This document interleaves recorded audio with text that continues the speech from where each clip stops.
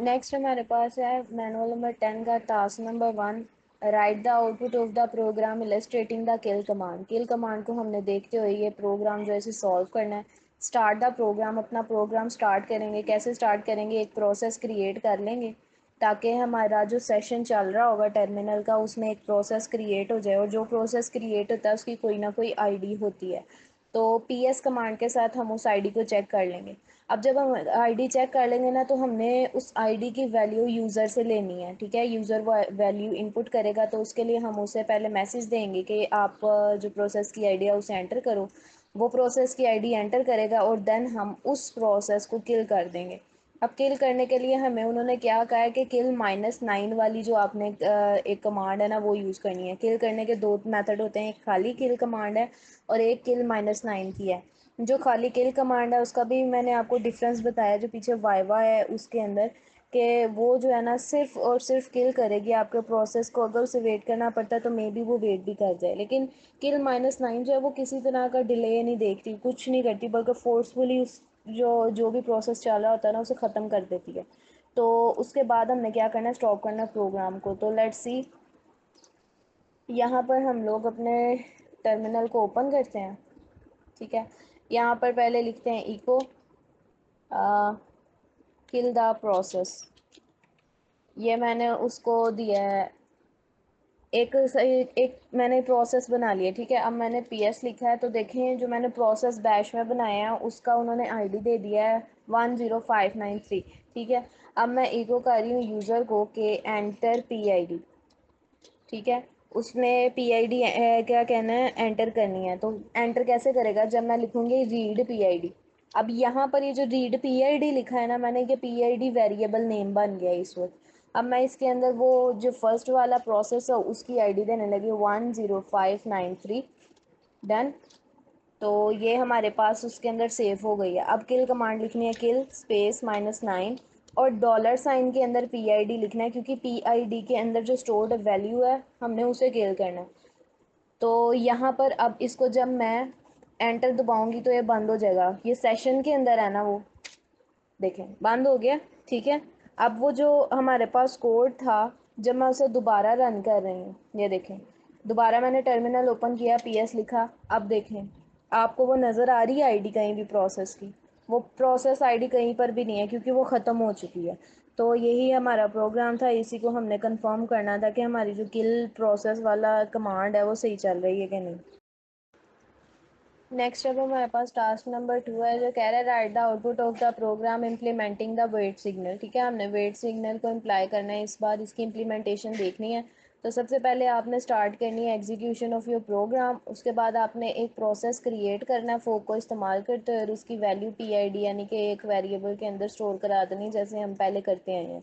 उसके बाद आपने क्या करना है, कंडीशन चेक करनी है। अगेन अगर ज़ीरो के बराबर है तो चाइल्ड प्रोसेस में घुसेगा, चले जाएगा, और अगर वो ग्रेटर देन ज़ीरो होगा तो पेरेंट प्रोसेस में चला जाएगा।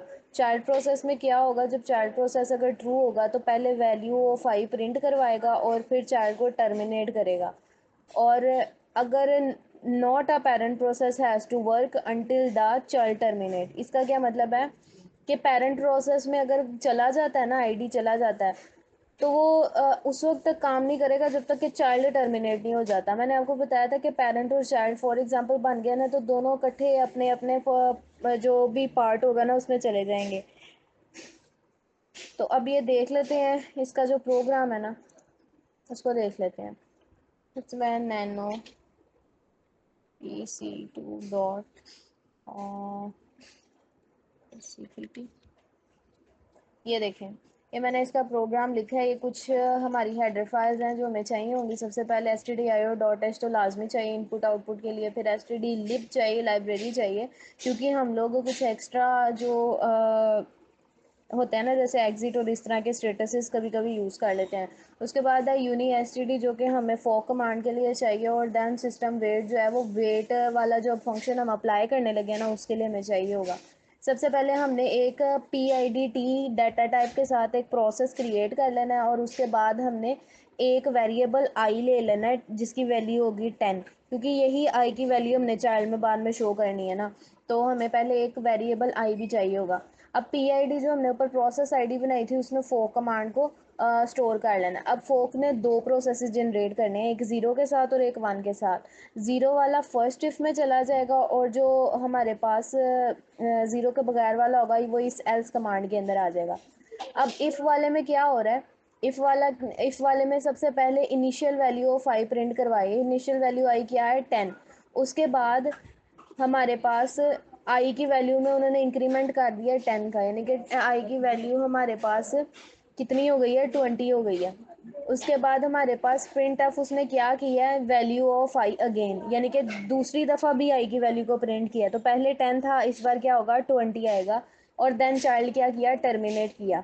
अब इसी दौरान जिस वक्त यहाँ पर child initial value of this लिख रहा था, उसी वक्त में यहाँ पर जो हमारा पेरेंट प्रोसेस है ना वो इस एल्स स्टेटमेंट के अंदर आ चुका था। लेकिन उसने जैसे ही अंदर आते देखा कि यहाँ पर वेट नल लिखा हुआ है, तब तक वो क्या करता रहा, वो इंतज़ार करता रहा जब तक कि चाइल्ड टर्मिनेट नहीं कर गया। और जब चाइल्ड टर्मिनेट कर गया उसके बाद उसने अपनी जो वैल्यू है ना उसको क्या किया प्रिंट करवाया। ठीक है, इसकी हम लोग आउटपुट देखते हैं, इसे सेव करते हैं, एग्जिट करते हैं, g++pc2.cpp और उसके बाद हमारे पास फ्लैग आएगा pc2।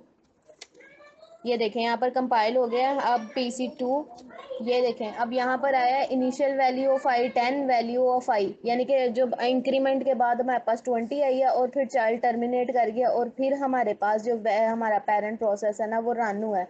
और इसके अंदर देख लें आई की वैल्यू अभी 10 ही है। इसका मतलब ये है कि जिस वक्त ये पार्ट था उसी वक्त उसने वही वैल्यू अपने अंदर स्टोर की है। इंक्रीमेंट के बाद वाली वैल्यू स्टोर नहीं है, क्योंकि वो सिर्फ वेट कर रहा था कि चाइल्ड टर्मिनेट हो फिर मैं ये वैल्यू स्टोर कराऊँ।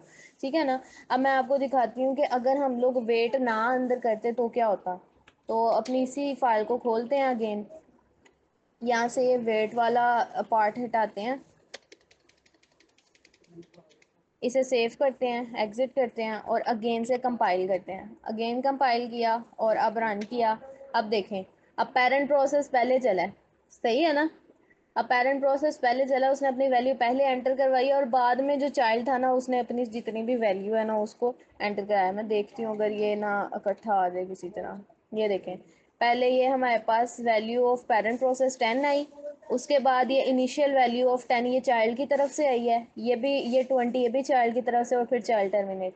यानी अगर हम यहाँ पर पेरेंट प्रोसेस वेट नहीं कर रहा चाइल्ड के ख़त्म होने का, लेकिन ऊपर पेरेंट प्रोसेस वेट कर रहा था कि पहले चाइल्ड प्रोसेस ख़त्म हो फिर मैं अपनी आउटपुट शो करूँ।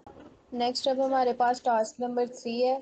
ठीक है, टास्क नंबर 3 के अंदर लिखा है write the output of the program for a zombie process. ठीक है, ज़ॉम्बी प्रोसेस इस वक्त हमने क्रिएट किया ना, इससे पहले हम लोगों ने किल कमांड को इलस्ट्रेट किया था। ठीक है, यहाँ पर देख सकते हैं आप, और साथ वेट सिग्नल को हम लोगों ने क्या किया था इलस्ट्रेट किया था। अब नेक्स्ट हम लोगों ने इलस्ट्रेट करना है अपने ज़ॉम्बी प्रोसेस को, यानी ज़ॉम्बी प्रोसेस कैसे क्रिएट होता है। तो ये ज़ॉम्बी प्रोसेस उस वक्त क्रिएट होता है जब पेरेंट को पता ना चले कि उसका जो चाइल्ड है वो ख़त्म हो चुका हुआ है या नहीं। मीन्स टू से डैट कि अगर चाइल्ड प्रोसेस जो है वो कंप्लीट हो गया है और उस टाइम में अगर कहीं पर जो पेरेंट प्रोसेस है वो सोया हुआ था यानी स्लीप मोड में था, तो उस वक्त पेरेंट को तो पता ही नहीं चलेगा कि चाइल्ड ने अपना काम ख़त्म कर लिया हुआ है। तो वो फिर क्या बन जाएगा उस टाइम में ज़ॉम्बी प्रोसेस बन जाएगा, क्योंकि पेरेंट को तो पता ही नहीं कि चाइल्ड प्रोसेस कंप्लीट हुआ है या नहीं, तो वो अपने मुताबिक रन होगा। अब हम इसे क्रिएट करेंगे तो देखते हैं ये कैसे क्रिएट होगा। Start the execution, create process using fork, assign it to a variable, यहाँ तक सारा वैसे ही है। उसके बाद कंडीशन भी चेक वैसे ही करनी है और उसके बाद ये कि अगर ट्रू है तो चाइल्ड प्रोसेस में चले जाएं, अगर नहीं तो पेरेंट प्रोसेस में। अब यह है कि पेरेंट प्रोसेस का उन्होंने लिखा है उसे वेट करना है, पेरेंट प्रोसेस ने वेट करना है जब तक कि चाइल्ड प्रोसेस जो है वो कंप्लीट नहीं हो जाता। ठीक है ना, कि अब पेरेंट किस लिए वेट कर रहा है कि चाइल्ड प्रोसेस कंप्लीट हो तो फिर मैं चलूँ। लेकिन अगर चाइल्ड प्रोसेस का उसे पता ही नहीं चलेगा वो कंप्लीट कब हुआ तो फिर, तो इस वजह से parent process should be printed, उसको प्रिंट फिर भी होना चाहिए।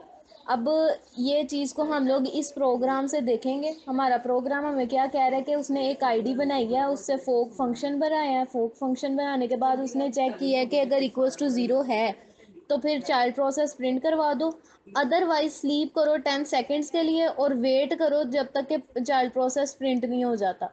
अब देखें चाइल्ड प्रोसेस तो हमने तो काम अपना कर देना है ना। जब फर्स्ट हमारे पास सेकंड होगा, दोनों एक दफ़ा में मैंने कहा था कि एंटर होते हैं। चाइल्ड प्रोसेस अपने इफ़ वाले पार्ट में चला जाता है और जो पेरेंट प्रोसेस होता है वो कहाँ चला जाता है, एल्स वाले पार्ट में। तो जो चाइल्ड प्रोसेस में जब यहाँ पर आया था हमारे पास फोक कमांड, तो दूसरी तरफ पेरेंट प्रोसेस यहाँ पर स्लीप के पास आया था। अब चाइल्ड ने प्रिंट करने का कह दिया और फोक ने, जो पेरेंट प्रोसेस है, उसने स्लीप होने का कह दिया। तो पेरेंट तो स्लीप मोड में चला गया। तो जो पेरेंट था उसे तो ये कैसे पता लगेगा कि चाइल्ड ने अपना काम ख़त्म कर लिया हुआ। जाहिर सी बात है उसे पता नहीं चलेगा, और जब वो स्लीप मोड से वापस आएगा तो वो वेट कर रहा होगा कि हमारा जो चाइल्ड है वो प्रिंट हो जाए, और उसके बाद फिर वो पेरेंट प्रोसेस जो है उसको प्रिंट करवाएगा। हम इसको साथ ही प्रोग्राम में देख लेते हैं। नैनो PC2.cpp, ये हमारे पास इसका प्रोग्राम मैंने लिखा हुआ है। पीआईडी देखें वैसे ही है, पीआईडी फोक जो है वो भी वैसे ही लिखा गया। उसके बाद चेक करना है कि अगर तो वो ज़ीरो के बराबर है तो चाइल्ड प्रोसेस प्रिंट करवाओ, अदरवाइज 10 सेकंड के लिए स्लीप करना है और उसके बाद वेट करना है कि चाइल्ड प्रोसेस आपका टर्मिनेट हो, फिर पेरेंट प्रोसेस प्रिंट होना चाहिए। तो इसको देख लेते हैं कि ये कैसे हमारे पास एग्जीक्यूट होगा। इसे सेव करके कट करते हैं, और G++ हमारे पास आया है PC2.cpp फ्लैग PC2।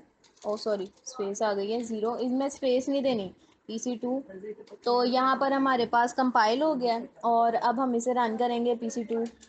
देखें, चाइल्ड प्रोसेस लिखा गया फ़ौरन से, ठीक है, उसने अपना काम कर दिया है, लेकिन अभी तक पेरेंट को पता ही नहीं है कि उसने काम किया है या नहीं। तो वो वेट कर रहा है कि वह चाइल्ड प्रोसेस का काम हो जाए। तो 10 सेकंड के स्लीप के बाद जब वो आएगा वापस, तो फिर वो देखेगा कि हमारा चाइल्ड प्रोसेस कंप्लीट हुआ हुआ है, और फिर देखेगा कि वो क्या कहते हैं, वो ख़त्म हो गया, तो मैं उसको क्लियर कर दूँ। अब इस चीज़ का हमें कैसे पता लगेगा कि ज़ॉम्बी प्रोसेस बना था कि नहीं बना था? तो उसके लिए हम लोग एक कमांड यूज़ करते हैं। मैं नीचे ले जाती हूँ इसे, PS ऑक्सिलेटरी, और इसके साथ हम लोग ये साइन यूज़ करेंगे पाइप का, ठीक है। आगे हमने लिखनी है अपनी ग्रैप कमांड। ग्रैप कमांड के बाद हमने अंदर इसके लिखना है डिफंक, ठीक है। ये लिखने से मुराद हमारा ये सिर्फ होगा कि जो हमारा डी फंक्शन बना था, यानी जो ज़ॉम्बी प्रोसेस बना था, क्या वो वाकई बना था या नहीं बना था। जब मैं इसे एंटर कर रही हूँ तो देखें यहाँ पर आ रहा है ऑटो डिफंक लिखा हुआ दिस, और उसके साथ ऊपर आईडी भी दी है यहाँ पर 1109। इसका मतलब हमारे पास बना था, हमारा ज़ॉम्बी प्रोसेस बना था। अब इसको खाली पीएस से भी चेक करें ना, तो पीएस के अंदर ये देखें एक लिखा है 11096। ये जो 11096 है ना, ये पेरेंट, ये हमारे पास पेरेंट की तरफ से आया है, और ये जो 11095 है ना, ये हमारे पास चाइल्ड की तरफ से था, जो कि हमारे पास क्या बन गया हुआ था, ज़ोंबी बन गया हुआ था। तो ये कंफर्म करता है कि हमारा ज़ोंबी प्रोसेस जो था वो क्रिएट हुआ था।